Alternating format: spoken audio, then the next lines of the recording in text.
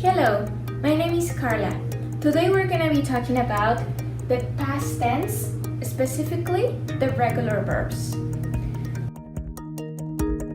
A pesar de que son los más sencillos porque tienen todos la misma terminación, como en este caso podemos ver, el sonido varía dependiendo qué consonante tenemos al final de cada uno de los verbos. Entonces, aquí tengo algunos ejemplos que me gustaría explicar con ustedes. Tres diferentes pronunciaciones para los verbos en terminación ed o los verbos regulares en inglés. La D, cuando suena con D al final, vamos a estar buscando una consonante que tiene sonido. Y para esto, ¿cómo identificamos las consonantes que tienen sonido? Tenemos que tocar nuestra garganta y cada consonante tiene un sonido distinto. Significa que cuando yo menciono el sonido de la consonante, no el nombre, el sonido, tiene que haber una vibración en mis cuerdas vocales. Entonces, si yo digo en este caso, aquí se debe de estar sintiendo la vibración. Si digo todos estos sonidos tienen en común que tienen el sonido que se siente la vibración de la consonante. A diferencia de cuando tenemos un sonido o una terminación que no provoca vibración en nuestra garganta, les llamamos consonantes mudas.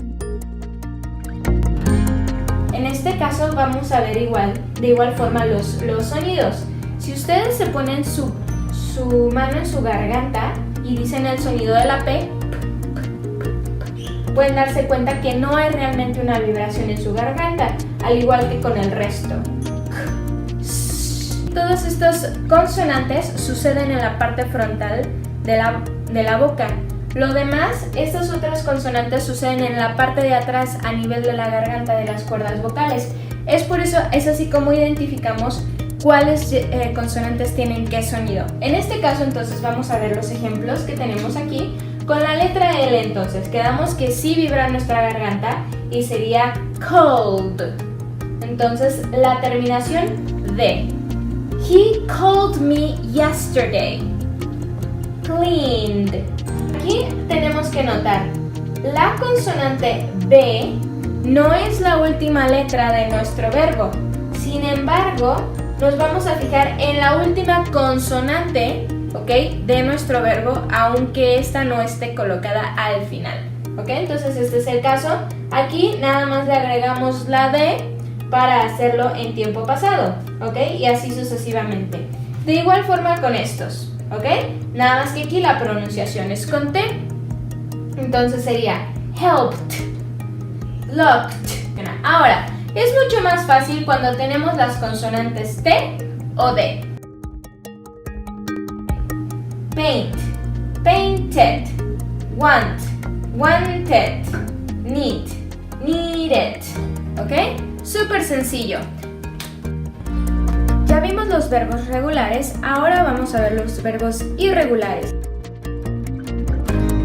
Es importante acordarnos que los verbos regulares no los tenemos que aprender porque no existen reglas así como en los verbos regulares para saber cuándo cambian o, dependiendo su terminación, cuál sería la modificación que se haría. Es importante que los estemos viendo, repasando y aprendiendo continuamente. Por lo pronto, aquí puse algunos ejemplos para que podamos explicar cómo funciona.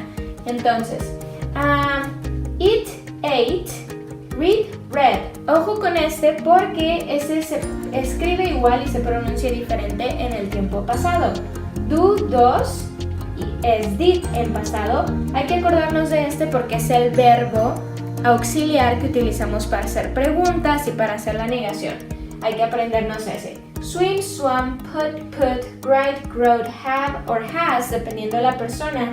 Had, get, got, sleep, slept, drive, drove, think, thought, drink, drank, take, took.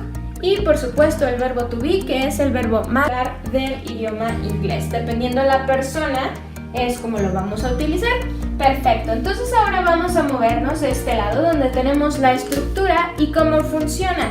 Es muy sencillo en realidad, tenemos que la estructura en pasado simple es la misma que utilizamos en el presente simple. Tenemos primero que nada nuestro sujeto, el hacedor de la acción, después seguido del verbo y el objeto sobre el que recae nuestra acción. Entonces, obviamente vamos a hacer la diferencia entre el verbo to be y el resto de los verbos, ¿verdad? Hay que recordar que el verbo to be tiene dos funciones principales. La número uno es describir. Podemos describir un sentimiento, la apariencia de alguien, la edad, la nacionalidad, su profesión y también lo utilizamos para cuando hablamos de un lugar específico, cuando hablamos de identificar la locación donde se encontraban o en qué momento, ¿ok? Entonces, puse aquí 3 ejemplos. I was angry last night. Estoy describiendo un sentimiento, el sentimiento de enojo. I was happy. I was amazed. ¿Ok? Todos estos son emociones. Después tenemos el siguiente. They were born on July 30th. ¿Ok? Watch out here. ¿Ok? Born es un verbo que es el único verbo que se usa en conjunto con el verbo to be. ¿Ok? Ninguno de los demás verbos se va a utilizar en conjunto con el verbo to be en el pasado simple, ¿ok? Entonces, seguimos con el tercer ejemplo. She was in her house yesterday, ¿ok? Porque estamos hablando de un lugar específico donde ella se encontraba. Perfecto. Entonces, ahora vamos a ver los verbos, el resto de los verbos. Tenemos aquí una regla que dice we never use the verb to be in combination with another verb in the simple past, ¿ok? Eso es muy importante que nos acordemos de eso porque tendemos a querer siempre poner el verbo to be porque es lo primero que aprendemos. Entonces, cuando voy a decir cualquiera de estas acciones, es importante acordarnos que no voy a utilizar el verbo to be. Entonces, estaría mal decir I was read o read, ¿ok? Entonces, aquí no debe de ir nunca jamás el verbo to be cuando estamos hablando de el simple past. Entonces, I read a book the other day. He took the trash out last Tuesday. We drove to the Grand Canyon. ¿Ok? Así de sencillo. Sujeto, verbo, objeto. Espero que les haya quedado súper claro el tiempo pasado utilizando los verbos regulares e irregulares. Si tienen alguna pregunta, por favor pónganlo en sus comentarios. Muchas gracias.